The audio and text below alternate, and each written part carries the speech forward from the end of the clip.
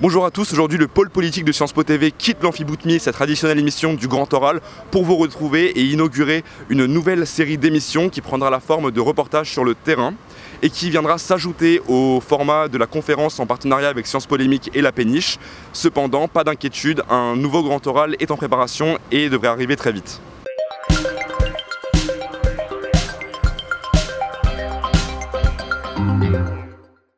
Pour inaugurer ce nouveau format, l'équipe du pôle politique vous retrouve aujourd'hui en plein cœur de Paris, à côté de la place du Châtelet, dans le 4e arrondissement de Paris. Place du Châtelet qui est beaucoup plus calme que la semaine dernière, période à laquelle elle était alors occupée par le mouvement de désobéissance civile non violent Extinction Rébellion. Cette opération qui avait pour but de s'opposer à la politique de non-action du gouvernement français face à la situation climatique est maintenant terminée. Cependant, en deuxième partie d'émission, nous retrouverons Marie, membre du mouvement Youth for Climate Paris, et qui répondra aux questions que nous lui avons préparées. Mais avant de retrouver Marie en seconde partie d'émission, il faut tout d'abord rappeler pourquoi la situation climatique est si importante dans notre société et pourquoi elle cause tant de clivages. La question climatique est depuis quelques mois, quelques années extrêmement médiatisée, comme en témoigne par exemple le pouvoir de la jeune activiste suédoise Greta Thunberg, qui réunit des millions d'abonnés sur ses comptes Twitter ou encore Instagram. À l'origine de cette importante médiatisation se trouvent de nombreux rapports d'experts qui alarment sur la situation planétaire climatique. Par exemple, à l'heure actuelle, les plus importants et les plus marquants sont les rapports du GIEC, parus respectivement en 2018 et 2019. Sauf que malgré le consensus international d'experts sur la question climatique, de forts clivages se font ressentir dans nos sociétés. Ils opposent d'un côté les activistes climatiques qui défendent de nouveaux modèles de société, comme par exemple la décroissance ou encore l'arrêt des échanges internationaux à grande échelle, et d'un autre côté les climato-sceptiques qui réfutent en fait cette vision d'un aggravant de la situation climatique et d'un réchauffement climatique. Ces climato-sceptiques arrivent de plus en plus souvent au pouvoir, comme en témoigne l'accession au pouvoir de Donald Trump aux États-Unis ou encore de Jair Bolsonaro au Brésil. Ces clivages au sein de la société donnent lieu à de grandes manifestations autour de la Terre, comme en témoignent par exemple les Fridays for Future qui ont touché des millions de personnes dans différents pays, ou encore la Week for Future de la semaine dernière qui a donné lieu à l'occupation de la place du Châtelet à Paris. On retrouve Marie pour la seconde partie de l'émission et la partie interview. Donc Marie, est-ce que tu pourrais rapidement te présenter ? Bonjour, je m'appelle Marie et je suis étudiante à l'Université Paris-Nanterre en droit franco-allemand. Tu fais partie du mouvement Youth for Climate Paris. Est-ce que tu pourrais rapidement nous rappeler en quoi consiste ce mouvement et quel est son rôle ? Alors Youth for Climate Paris, c'est un mouvement, donc c'est une branche locale du mouvement Youth for Climate France. Et donc on œuvre et on se bat pour une justice écologique et sociale. D'où vient le mouvement et par qui a-t-il été fondé et quand ? Alors en fait, ce mouvement il a été créé suite à l'appel de Greta Thunberg donc en février. Greta elle a fondé Friday for Future et en fait ce mouvement-là il a été repris en France, mais il s'appelle pas Friday for Future, il s'appelle Youth for Climate. Mais vraiment Youth for Climate c'est une branche du mouvement international.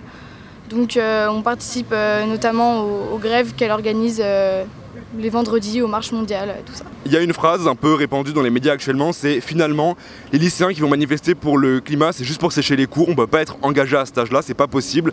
Est-ce que tu aurais une réaction en tant que membre du mouvement des jeunes pour le climat à cette phrase ? Je pense qu'à partir du moment où on s'approprie une cause, on est légitime de se battre pour cette cause. Donc au vu des nombreux lycéens, collégiens, étudiants qui viennent manifester, je pense qu'ils sont plus ou moins impliqués et ils sont tout à fait légitimes de s'emparer de cette cause. Je reprendrai une phrase de Greta, puisque les politiques visiblement se comportent comme des enfants et ne font rien concrètement pour lutter contre le changement climatique, et c'est à nous de prendre cette responsabilité et bien sûr qu'on est légitime d'être là. Mais concrètement, vous proposez quoi pour affronter le dérèglement climatique qui est déjà là ? Alors oui, bien sûr qu'il est déjà là, après il est encore temps de le limiter. Je tiens quand même à dire qu'on est des enfants, enfin moi je suis mineure, j'ai 17 ans. Voilà, on n'est pas des scientifiques. Nous, ce qu'on demande vraiment, c'est déjà écouter les scientifiques. Parce que c'est eux en fait qui sont vraiment... ça fait 40 ans qu'ils donnent des rapports alarmants sur le réchauffement climatique et personne ne les écoute. Et puis après aussi, c'est au gouvernement aussi de dire la vérité, de dire concrètement les conséquences du réchauffement climatique, parce que l'écologie c'est un thème qui est rentré dans le débat public. Mais quand on va voir les gens, ils ne savent pas forcément ce qui va leur arriver dans le futur, et ce serait vraiment bien que le gouvernement nous informe tous là-dessus. Et puis après, ensuite, il faudrait aussi qu'ils respectent les accords de Paris pour limiter les émissions de gaz à effet de serre à 1 ou 1,5 ou 2 degrés. Qu'est-ce que tu penses de l'éventuelle installation de 3 nouveaux réacteurs EPR en France qui a été révélée par le journal Le Monde, dont l'installation devrait être décidée à l'horizon 2021 ?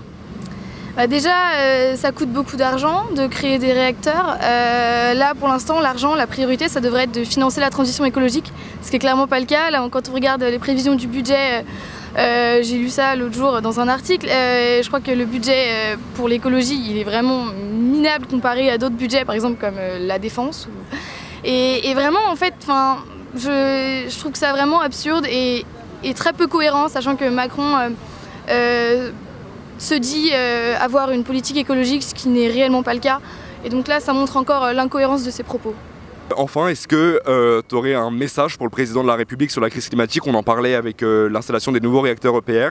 Et enfin, un message pour les jeunes qui se sentent concernés ou qui veulent s'investir même plus personnellement. Alors, Monsieur Macron, vous avez dit que vous aviez besoin de nous et que vous aviez besoin qu'on vous mène la vie dure à vous, les politiques.